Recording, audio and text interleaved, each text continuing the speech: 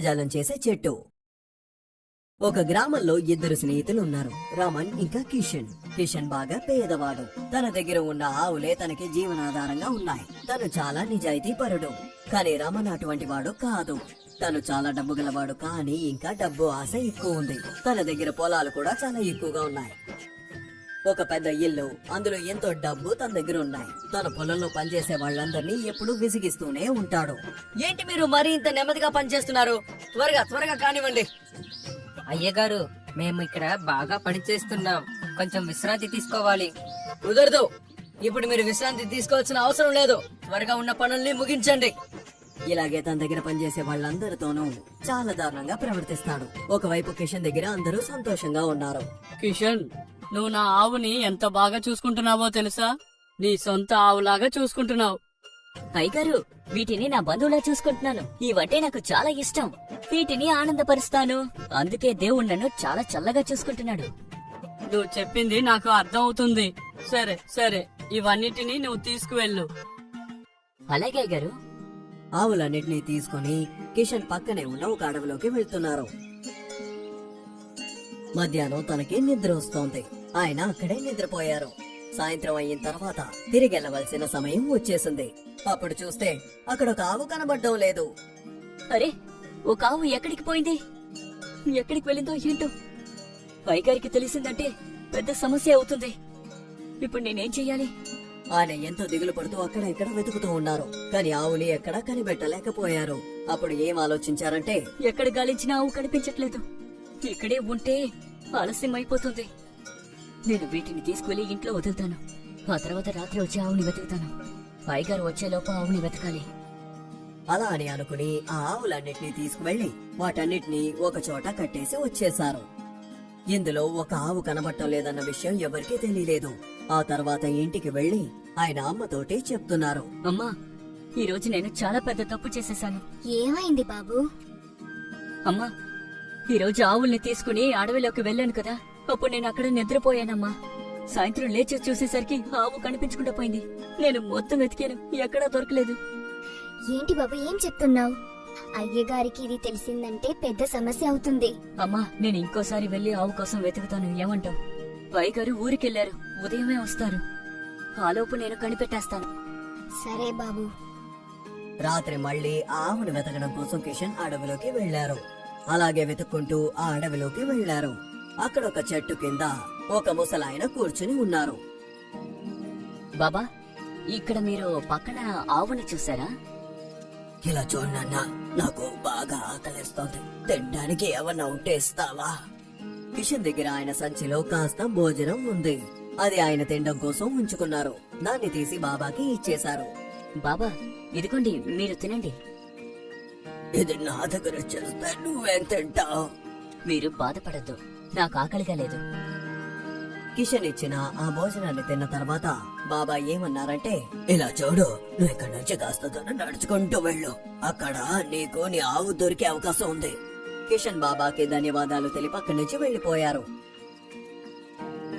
బాగా చీకటి పడిపోయింది. ఇంకా అడవిలో ఆవు దొరకనే లేదు. కిషన్ బాగా అలసిపోయి అక్కడే ఒక చెట్టు కింద కూర్చున్నారు. ఆయనకి బాగా ఆకలిస్తోంది.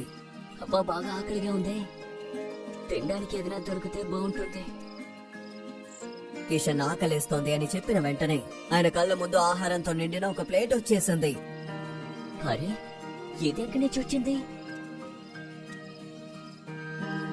ఆయన వెంటనే ఉన్నదంతా తీసుకుని తినేస్తున్నారు. ఆ తర్వాత ఆయనకి నిద్ర వచ్చింది. ఆయన ఏమన్నారంటే, పడుకోవడానికి పరుపు ఉంటే బాగుంటుంది. అనుకున్న వెంటనే అక్కడికి ఒక బెడ్ వచ్చింది. దీన్ని చూసిన వెంటనే కిషన్ కి అర్థమైంది, ఆయన కూర్చునున్నది ఒక మాయాజాల చెట్టు కింద అని. దాని దగ్గర కూర్చుని ఏమడిగినా అది ఇస్తుంది అని. ఆయన నిద్రపోయారు. ఆ తర్వాత తెల్లారాక, నా ఆవు దొరికితే కూడా బాగుంటుంది. అలా అని అనుకున్న వెంటనే ఆయన ఆవు అక్కడే ఉండడం చూశారు. ఆయన బాగా సంతోషించారు. ఆయనకి అర్థమైపోయింది, ఇక ఆయనకి ఏం అవసరమైనా సరే ఆయన వచ్చి ఆ చెట్టుని అడుగుతారు. అరే, ఇప్పుడు నాకేది కావాల్సి వచ్చినా దాన్ని ఈ చెట్టు దగ్గర అడుగుతాను. నీకు ధన్యవాదాలు చెట్టు.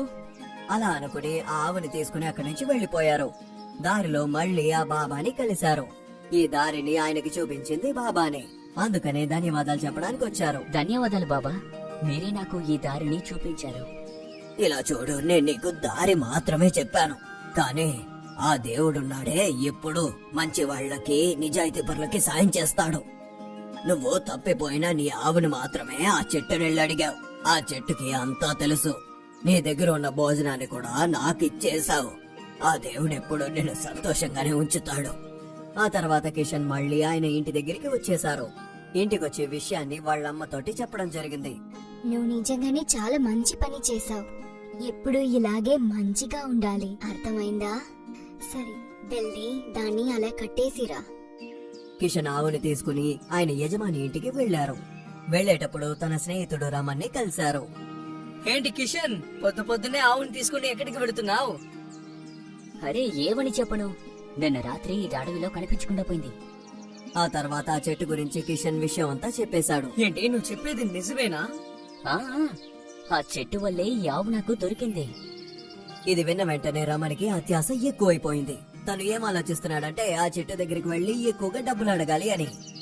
మరైతే ఆ చెట్టు దగ్గర మనం అడిగిందంతా మనకి ఇస్తుందా? నేను అక్కడికి వెళ్ళి చాలా అడగాలి. వద్దు మిత్రమా, ఆ విధంగా నువ్వు చేయకు. అత్యాశ చాలా పెద్ద తప్పు. ఎలాగో ఇప్పుడు నువ్వు బానే కదా ఉన్నావు. ఇలా చూడు, నాకు ఇంకా చాలా డబ్బు కావాలి. సరే, నేను బయలుదేరతాను. రమణ్ బాగా సంతోషంగా ఉన్నాడు. కిషన్ దగ్గర అన్ని అడిగిన తర్వాత మరుసటి రోజే పెద్ద పెద్ద సంచులు తీసుకుని ఆ చెట్టు దగ్గరికి వెళ్లారు. వెళ్లిన తర్వాత ఆ బాబాని కలుసుకున్నారు. ఇలా చూడండి, ఇక్కడ ఒక మాంత్రిక వృక్షం ఉందట కదా, అది ఎక్కడుంది? నాన్న, నాకు బాగా ఆకలేస్తోంది, తినడానికి ఏమనుంటే ఇవ్వవా? నా దగ్గర నీకు ఇవ్వడానికి ఏమీ లేవు. నేను నీకే మొత్తం పెడితే అప్పుడు నేనేం తింటాను? ముందు నాకు దారి చూపించు. బాబా రమణ్కి ఆ దారిని చూపించారు.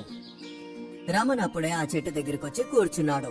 ఆ చెట్టు దగ్గరికి వచ్చి కూర్చుని ఏమన్నాడంటే, ఇలా చూడండి, ఇప్పుడు నాకేం కావాలో తెలుసా? నాకు చాలా ఆస్తి కావాలి. ఊళ్ళో నేనే ధనవంతుల్లా ఉండాలి. కానీ ఆ చెట్టు తనకి ఏమీ ఇవ్వలేదు. రమణ్కి కోపం వచ్చేసింది. అరే త్వరగా కానివ్వండి, నాకు ఇంకా చాలా కావాలి. ఎంతో ధనం మెల్లమెల్లగా ఆ చెట్టు కిందకి వస్తోంది. ఆహా, అంటే ఇదంతా నిజమేనమాట. ఇది మాంత్రిక వృక్షమే. నేనిక ఎలా ధనవంతునవుతానో మీరే చూస్తూ ఉంటారు కదా. రమణ్ తన దగ్గర ఉన్న సంచిలో అన్నిటినీ తీసి నింపుకుంటున్నాడు. దాన్ని తీసి నింపుకోవడంలో ఎంత ఆతృతగా ఉన్నాడంటే చుట్టూ బంగారు నాణాలు నిండిపోతూ ఉండడం తను ఏ మాత్రం గమనించలేదు. తన చుట్టూ చూస్తే పూర్తిగా డబ్బులు మాత్రమే ఉన్నాయి. ఆ తర్వాత అసలు తనకి లోపల ఊపిరాడలేదు. ఓహో, ఇప్పుడు నేనేం చేయాలి? నేను అసలు ఊపిరి కూడా పీల్చుకోలేకపోతున్నాను. ఏంటిది? నా కాళ్ళు చేతులు బయటికి రావడం లేదు. ఎవరైనా నన్ను కాపాడండి. అలా గట్టి గట్టిగా అరుస్తూ ఉన్నాడు. తనకసలు ఊపిరి ఆడటం లేదు. అప్పుడు ఆ చోటుకి బాబా వచ్చారు. వెంటనే అక్కడ ఉన్న ధనమంతా మాయమైపోయింది. ఏంటి, దొరికిందా? దయచేసి నన్ను క్షమించండి బాబా. నాకు ఈ బంగారం ఏమీ అవసరం లేదు. నా అత్యాశ వల్ల నా ప్రాణం కూడా పోగొట్టుకునేవాడిని. నేను ఇక ఎప్పుడు ఈ విధంగా ఆశపడను. ఆ చెట్టు దగ్గర క్షమాపణ అడిగారు. ఇలా చూడు వృక్షం, దయచేసి నువ్వు నన్ను క్షమించు. అప్పుడు బాబా ఏమన్నారంటే, కిషన్ అత్యాశ పడలేదు, అందుకనే తను ఏం అడిగాడో వాటన్నిటినీ ఈ చెట్టు తనకి ఇచ్చేసింది. కానీ నువ్వు అత్యాశ పడ్డావు, అందుకనే నీకు ఇలా జరిగింది. ఆ తర్వాత రమణ్ మారిపోయాడు. ఇక మీదట ఎప్పుడూ అత్యాశ పడకూడదని నిర్ణయించుకున్నాడు. ఆ తర్వాత అందరి కష్టాల్ని అర్థం చేసుకోవడం మొదలెట్టాడు.